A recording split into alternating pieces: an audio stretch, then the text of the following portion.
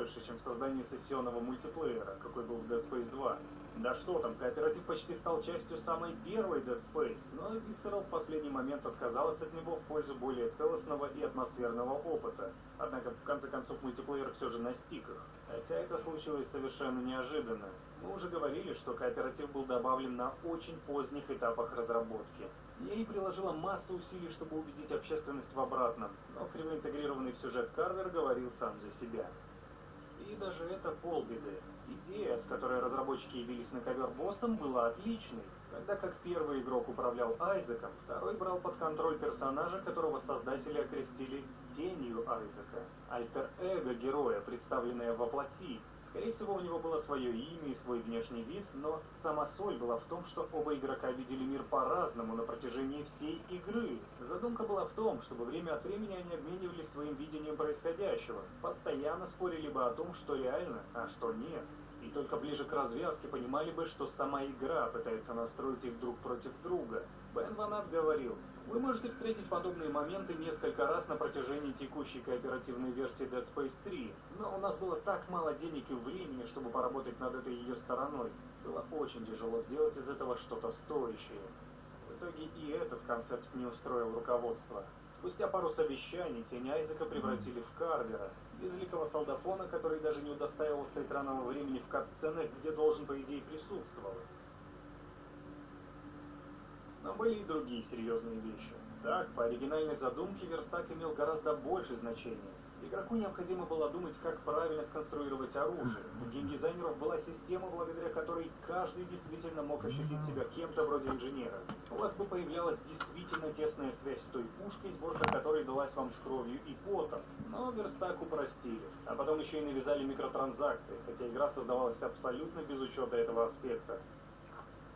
Пытливые мы продолжали выявлять, какие еще наработки Visceral подверглись жесткой переделке по указке Electronic Arts.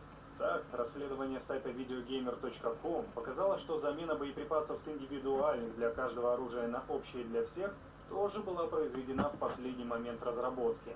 Как мы уже говорили, таким способом издатель хотел заставить работать всю конструкцию с видоизмененным станком, чтобы мотивировать людей к донатам. Так или иначе, игру мечты у Visceral создать не получилось. Серия сделала шаг настолько далеко в сторону, что даже преданные фанаты начали один за другим отворачиваться от культа Dead Space. А меж тем, настоящее мучение команды разработчиков только начинались.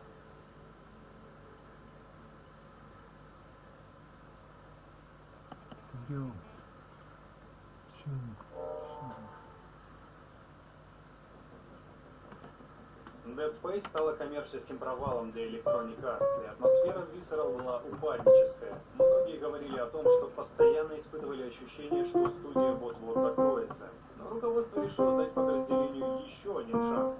Вместо спонсирования новой части Мертвого Космоса, издатель внезапно всучил им разработку новой части Battlefield. Маневр этот, правда, коллективу Visceral не подходит. У тебя есть талант помогать людям, вдохновлять людей, помогать им разбираться в своей жизни и достигать цели. Тебе говорят: ты прирожденный психолог, значит, у тебя есть талант. Но учиться 5 лет ты не можешь, это время. И не все психологи знают, как зарабатывать деньги. Коучинг – это технология для тебя. Коучинг – это... Понравился. Специалистов по сюжетным экшенам от третьего лица посадили делать мультиплеерный шутер от первого. Комбинация в серьезной степени противоречивая, но выбора особо не было. Правда, своя отдушина у студии имелась. Параллельно с Hardline другая часть команды Visceral работала над пиратским экшеном в открытом мире с рабочим названием «Ямайка». Но в один день все пошло не так. Disney купил Lucasfilm, раскинув мозгами, закрыл LucasArts, а вместе с ней отменил долгожданную Star Wars 1313. Наработки игры отправились в Visceral, но студия решила не доделывать игру, а начать с нуля, при этом предложив место в штабе коллегам, только что оставшимся без работы. Некоторые согласились. В Electronic Arts решили, что «Звездные войны» надо брать за рога, поэтому наказали разработчикам Dead Space бросить все силы на новый проект во вселенной. А вот Ямайка, ее пришлось отменить, расставив приоритет. Но чтобы усилия не были потрачены впустую, часть механик пиратской игры перекочевала в грядущую Star Wars, а заглавной темой проекта стали пираты космические. В концепцию вошли погони на звездолетах, абордаж межпланетных крейсеров и кражи грузовых судов. А по приземлению на планеты ожидала платформа Лары Крофт и перестрелки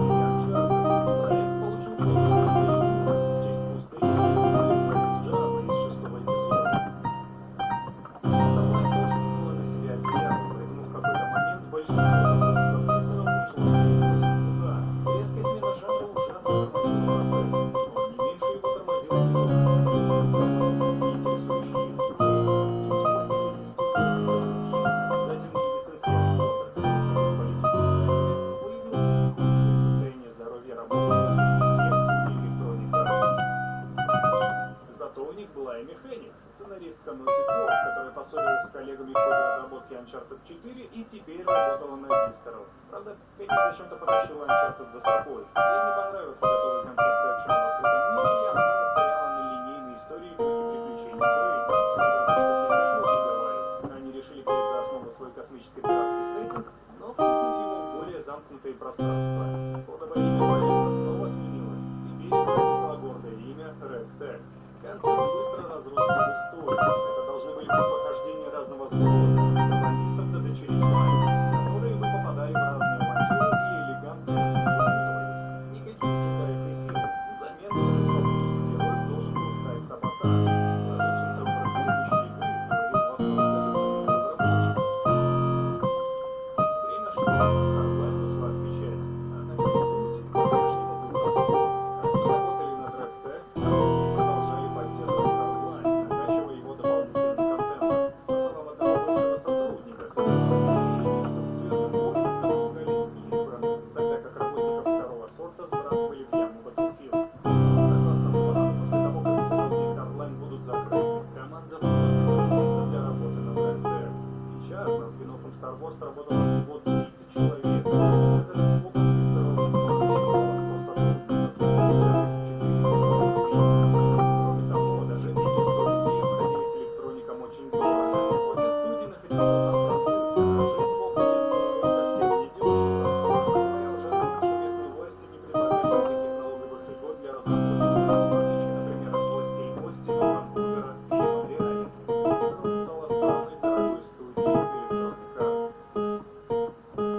Тогда была создана еще одна студия, EA Motive в Quebec, где разработка игр обходится значительно дешевле. Эта команда должна была оказывать всяческую помощь и поддержку ребятам из Visceral. Но проблем все еще оставалась целая гора. Во-первых, руководство заставляло создавать RegTech на собственном движке EA Frostbite. Frostbite оказался не самой гибкой площадкой для приключенческой игры от третьего лица. Alex создавался с прицелом на шутера от первого. Команда тратила только на освоение мощности движка. Второй проблемой стал сам сеттинг. «Звездные войны» — это круто, но когда каждого персонажа, каждый транспорт и каждый шнурок на ботинке каждого NPC необходимо согласовывать со всей пищевой цепочкой владельца лицензии, это неизбежно превращается в производственный ад. Третья проблема была связана с амбициями. Геймдизайнеры навоображали такой масштабный концепт с несколькими персонажами, саботажем и прочими геймплейными изысками, что их возможностей попросту не хватало. Ведь как сделать собственный вариант Uncharted 4, когда у вас не было собственных Uncharted 1, 2 и 3? Но от Naughty Dog, напоминаю, команде досталась Эми Хеннинг, и это стало еще более серьезной проблемой. Сценаристка привыкла работать в команде более опытных в создании сюжетных экшен-адвенчур людей, и с новой командой у нее не складывалось. Она была требовательна, она хотела контролировать каждый аспект игры, а работа тем временем продолжала тормозить. Затем вышла Battlefront от DICE. Игрокам сильно не понравилось, что ее обделили сюжетной кампанией. Взбаламученное руководство спешно перенаправило недавно созданную EA Motive разрабатывать сингл для Battlefront 2. Visceral снова осталась одна. Но не сказать, что штат студии никак не менялся. Новых сотрудников EA, конечно, нанимать запретило, не желая рисковать с таким-то проблемным положением. Однако старые уже усиленно рассылали свои резюме кто куда. Некоторых, правда, лишили и этой возможности. С десяток другой человек уволил издатель. Разработка продолжала замедляться. Сотрудники продолжали страдать. Но просвет все же случился. У другой студии корпорации, EA Vancouver, только что был отменен неанонсированный проект во вселенной Plants vs. Zombies, и ее перенаправили на проект. Visceral обрадовались, узрев в ванкуверской студии долгожданное подкрепление. На деле же это оказалось поглощение. Новой студии передали все полномочия в управлении проектом. В RegTech сменились исполнительный продюсер, ведущий дизайнер, директор и другие главные роли. И все они были в Ванкувере. Visceral превратилась в придаток. Да и видение проекта кардинально различалось. И Ванкувер спорила с Visceral, Visceral спорила с EA Ванкувер, и обе студии до кучи припирались с Эми Хеннинг. В конце 2017 года на руках у разработчиков был только тизер с E3 и несколько сырых демок с основными механиками игры. После EA вызвали представителей к себе, чтобы те продемонстрировали свои наработки. Спустя несколько дней после этого издатель выступил с заявлением: студия Visceral будет закрыта. Генеральный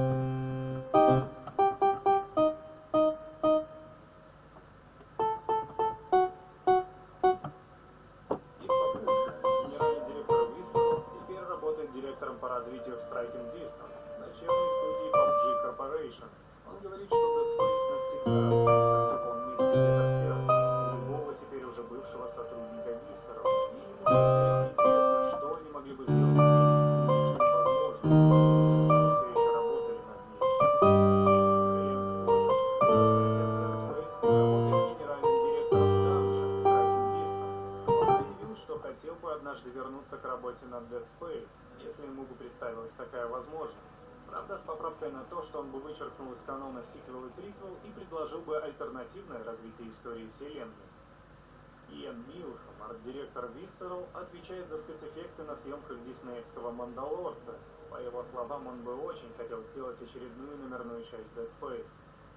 Бен Вана, креативный директор Visceral, теперь старший креативный директор в Sledgehammer Games.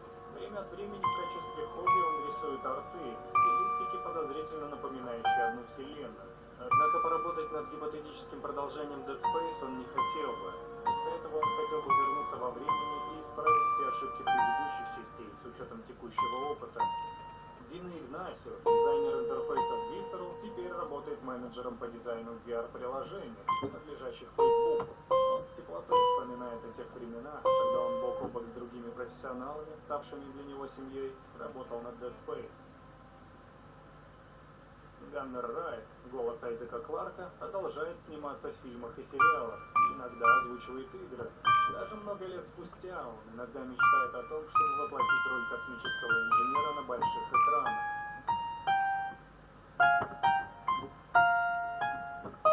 Dead Space стала воплощением своей заглавной темы. Даже после собственной гибели она все еще жива.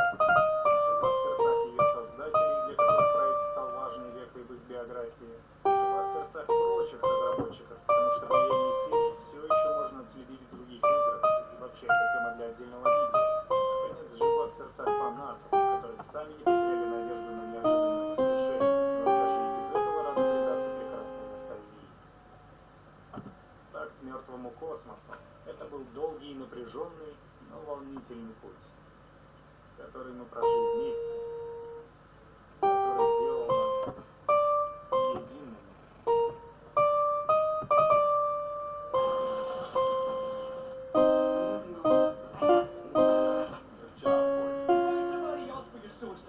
We did. Supposed to find you.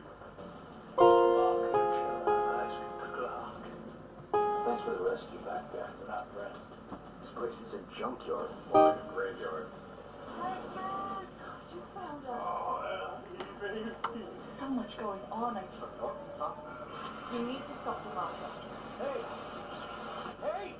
The marker hobo.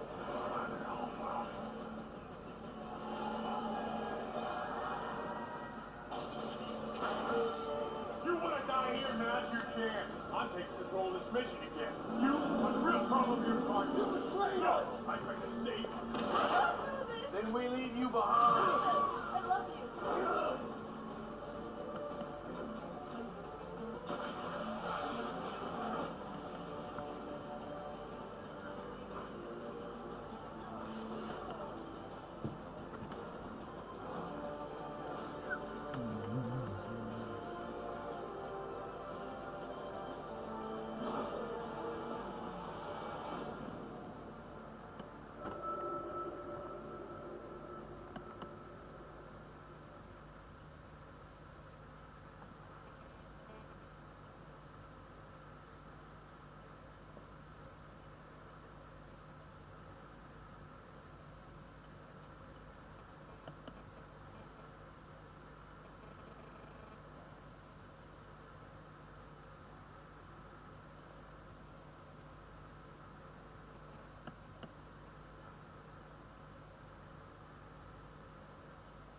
Так, Толик, берешь Лысого и Косого, зайдете справа.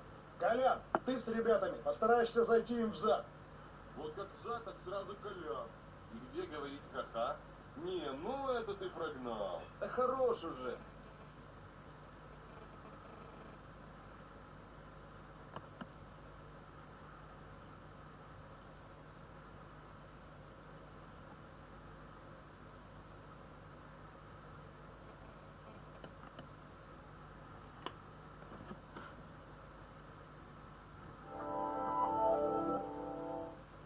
This episode is supported by the Great Courses Plus. The Planck constant defines the size scale at which the familiar physics of our macroscopic reality gives way to the weirdness of the quantum world. You might not expect the quantum behavior of the microscopic to be observable on all scales of the universe, but it is. In fact, you could see the effect of this quantum behavior and even measure the Planck constant just by observing the color of sunlight.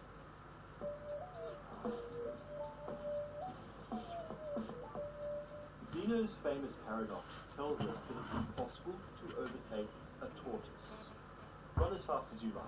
By the time you reach the tortoise's initial position, it'll have moved forward. Reach that second position, it'll have moved forward again. To overtake a tortoise, you need to travel to its previous position infinite times. Each of those steps is shorter than the last, but there are still an infinite number of them. There are a few problems with this paradox, but one is that it assumes that space is infinitely divisible. This is not true. As your distance to the tortoise becomes unthinkably small, there arises a quantum uncertainty in your location. Get close enough to it, and this quantum blurriness means it's impossible to say whether your location is really behind or in front of the tortoise. We talked about this recently when we discussed the de Broglie wavelength. This, and more formally the Heisenberg uncertainty principle, describes the smallest distance to which an object's location can be meaningfully defined. The tiny Planck constant at 6.63 by 10 to the minus 34 joules seconds is the scale of this quantum blurriness. So it also sort of defines a pixel scale to reality. In many ways, it defines the divisibility of the quantum world. In fact, the Planck constant appears in essentially all equations that describe quantum phenomena. The Heisenberg uncertainty principle and the de Broglie wavelength.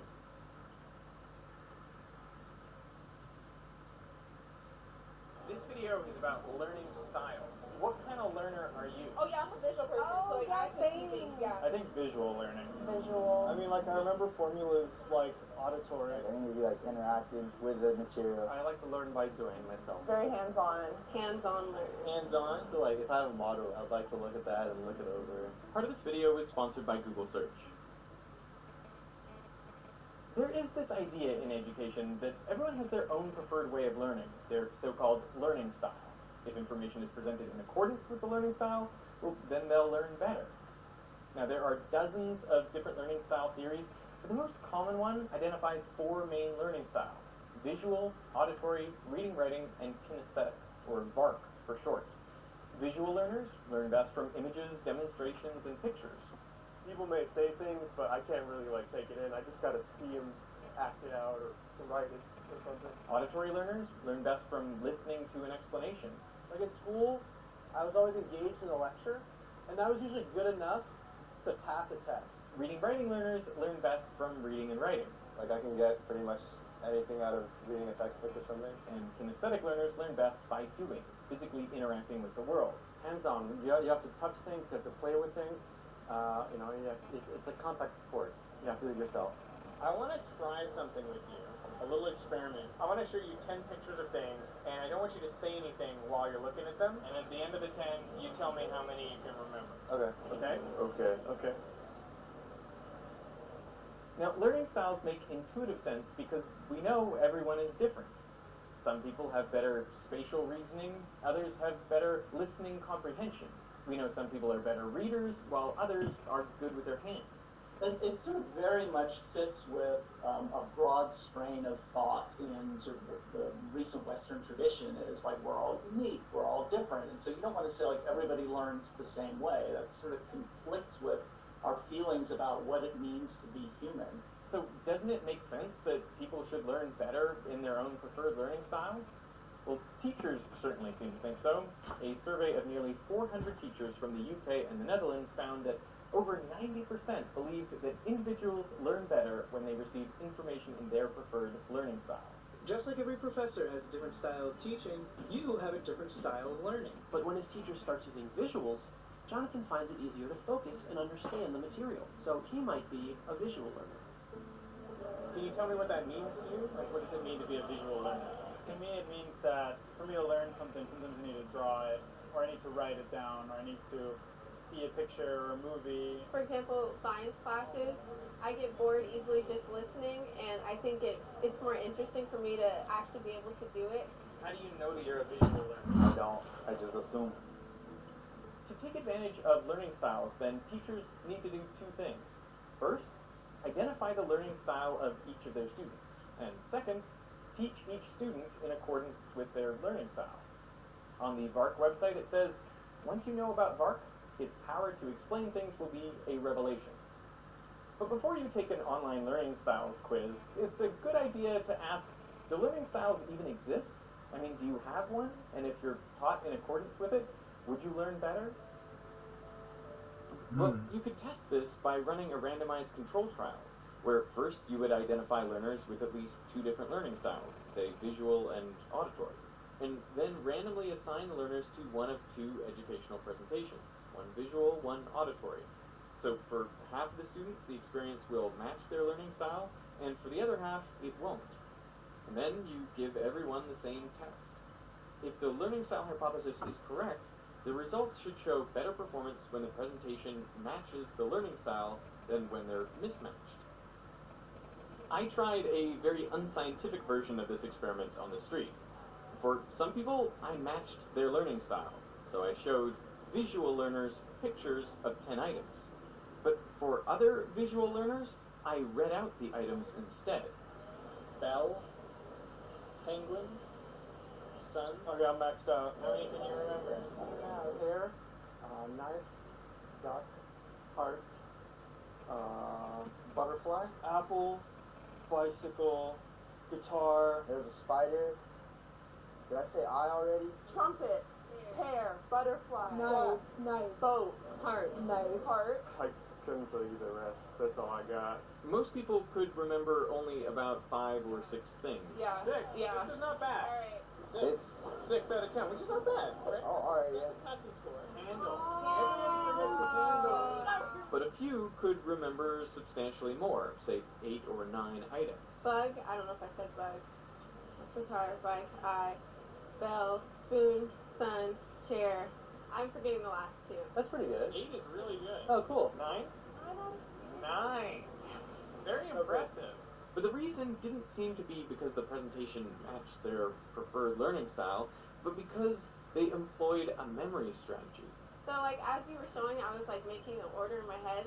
So, as I saw more, I would just add it to the list, and I was repeating the list as I was looking at them, so I could just say it out loud. Did you try a strategy while you were looking at those pictures? Yeah. So I guess I tried, like, creating a story, because it's easier to remember a story than just individual objects. So I tried to, like, tie it all into one story. This is obviously anecdotal evidence, but rigorous studies like the one I outlined have been conducted. For example, one looked at visualizers versus verbalizers instead of visual versus auditory learners. The study was computer-based. So first, students' learning styles were assessed using questions like, would you rather read a paragraph or see a diagram describing an atom? The researchers also provided some challenging explanations with 2 buttons, visual help or verbal help. The visual one played a short animation, whereas the verbal help gave a written explanation. From these measures combined, the researchers categorized the students as either visualizers or verbalizers, and then the students were randomly assigned to go through a text-based or picture-based lesson on electronics. When a student hovered their mouse over keywords in the lesson, in the text-based group, a definition and clarification came up, but in the picture group, an annotated diagram was shown instead. And after the lesson, the students did a test to assess their learning. The students whose preferred learning style matched their instruction performed no better on the tests than those whose instruction was mismatched. The researchers ran the test again with 61 non-college educated adults and found exactly the same result. But learning styles are a preference. So how strongly do learners stick to their preference? Well, in a 2018 study, during the first week of semester, over 400 students at a university in Indiana completed the VARC questionnaire, and they were classified according to their learning style. Then at the end of the semester, the same students completed a study strategy questionnaire. So how did they actually study during the term? Well, an overwhelming majority of students used study strategies which were supposedly incompatible with their learning style. and the minority of students who did not perform significantly differently on the assessments in the course. The visual, auditory, reading, writing, kinesthetic, or VARK model came about from Neil Fleming, a school inspector in New Zealand. Describing the origins of VARK, he says, "I was puzzled when I observed excellent teachers who did not reach some learners, and poor teachers who did. I decided to try to solve this puzzle. There are, of course, many reasons for what I observed, but one topic that seemed to hold some magic, some explanatory power, was preferred modes of learning, modal preferences. And thus, VARK was born. There was no study that revealed students naturally cluster into 4 distinct groups, just some magic that might explain why some teachers can reach students while others can't. But how can this be? If we accept that some people are more skilled at interpreting and remembering certain kinds of stimuli than others, like visual or auditory, then why don't we see differences in learning or recall with different presentations? Well, it's because what we actually want people to recall is not the precise nature of the images or the pitch or quality of the sound, it's the meaning behind the presentations. There are some tasks that obviously require the use of a particular modality. Learning about music, for example, should have an auditory component. Similarly, learning about geography will involve looking at maps. And some people will have greater aptitude to learn one task over another. Someone with perfect pitch, for example, will be better able to recall certain tones in music. Someone with excellent visual-spatial reasoning will be better at learning the locations of countries on a map. But the claim of learning style theories is that these preferences will be consistent across learning domains. The person with perfect pitch should learn everything better auditorily. But that is clearly not the case. Most people will learn geography better with a map.